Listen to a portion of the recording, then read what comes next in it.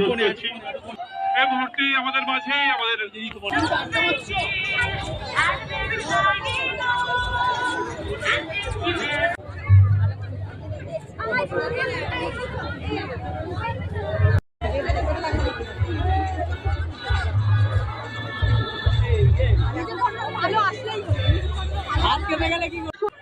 এবং আজকের এই বড়দিনের উৎসব যেন ছোটদের জন্য দারুণ দারুণ কিছু নিয়ে আসে।